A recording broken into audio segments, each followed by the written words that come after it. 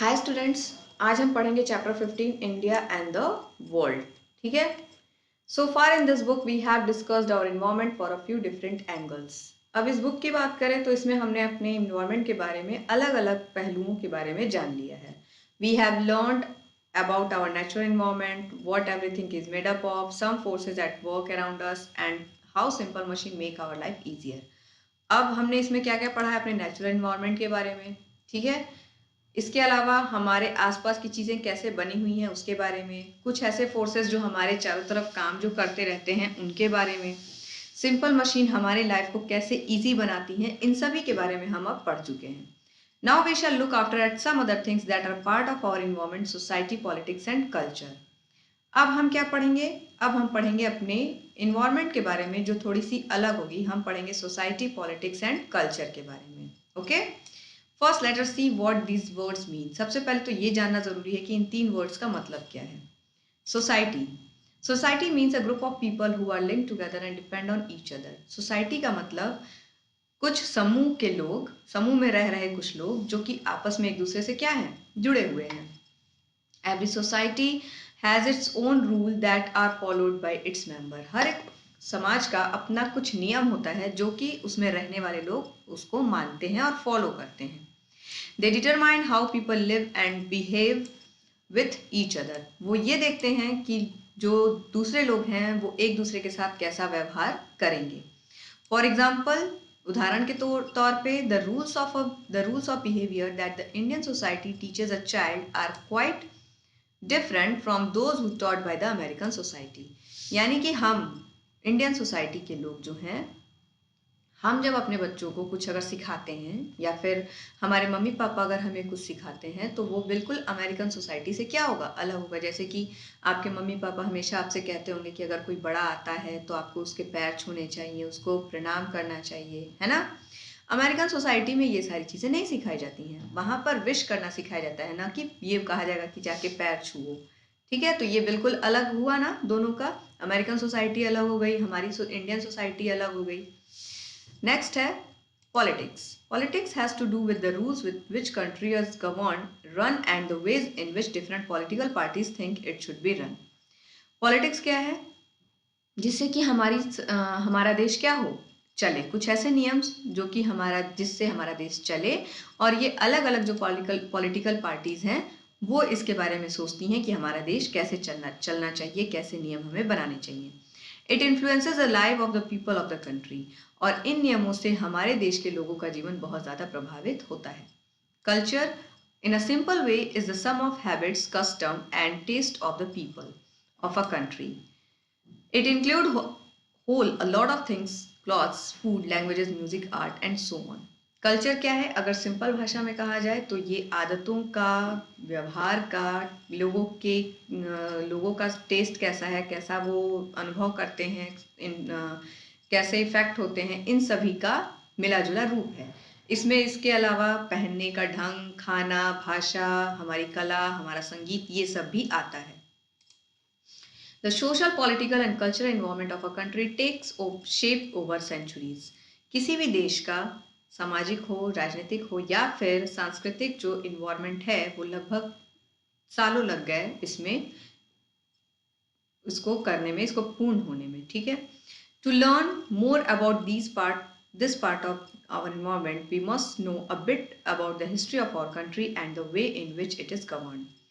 तो सबसे पहले अपने इन्वायरमेंट, आसपास की जो कल्चरल, पॉलिटिक्स और सोसाइटी जो है, इनके बारे में जानने से पहले हमें थोड़ा सा अपने हमारा जो देश है उसकी हिस्ट्री के बारे में जानना ज़रूरी होगा।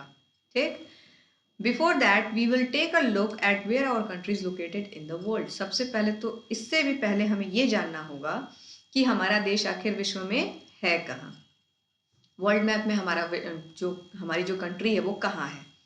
The position of a country determines its climate and many other things that influence its culture.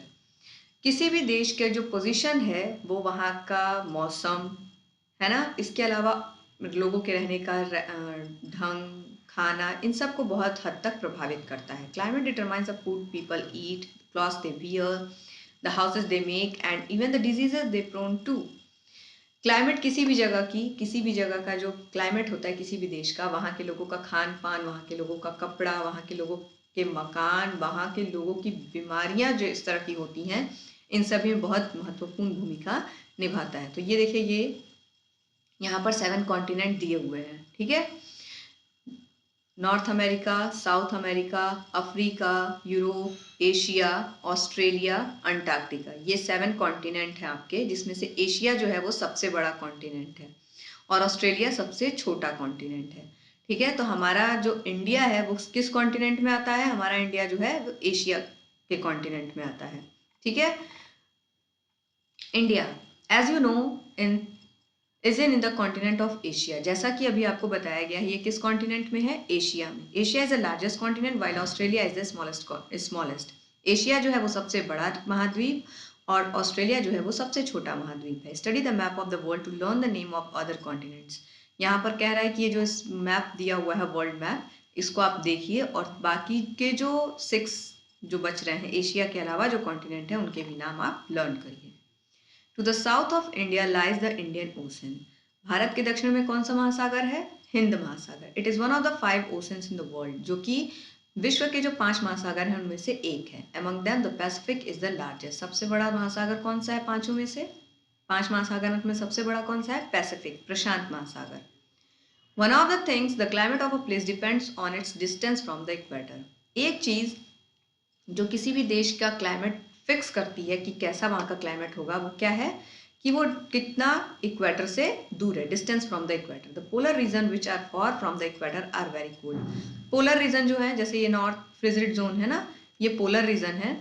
ये पोलर रीजन जो है ये इक्वेटर से बहुत दूर होते हैं।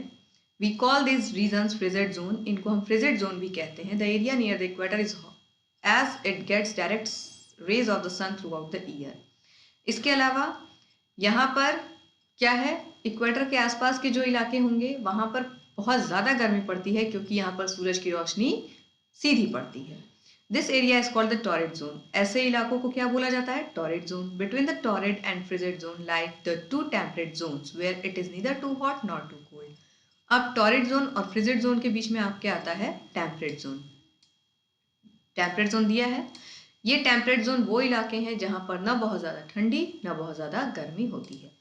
India lies in the torrid zone. हमारा देश कहाँ आता है? टॉरिड जोन में आता है, ठीक है। ये इस जोन में हमारा देश आता है। That is why it has a warm climate. इसीलिए हमारे यहाँ का मौसम अधिकतर कैसा है? गर्म। Look at this map carefully to become familiar with the names of our neighbouring countries.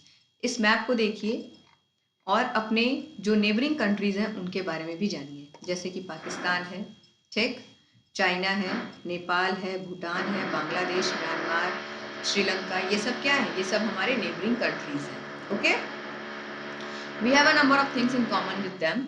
और इनसे कई चीज़ें ऐसी हैं जो हमारे देश से भी क्या होती रहती हैं? मिलती जुलती रहती हैं। यहाँ का क्लाइमेट होगा वो हमसे मिलता जुलता रहेगा, यहाँ का रहन सहन, लोगों का खान पान का तरीका, ये सब क्या है? ये हमसे मिलता जुलता होगा, ठीक। तो इस चैप्टर में आपके क्वेश्चन आंसर नहीं है और कोई एक्सरसाइज भी नहीं है क्लास। तो इसमें आपको जो 7 कॉन्टिनेंट नेम, 5 ओशंस नेम, ठीक है, और आपके जो नेबरिंग कंट्रीज हैं आपके, उनको आप क्या करेंगे? लर्न करेंगे। Okay, thank you.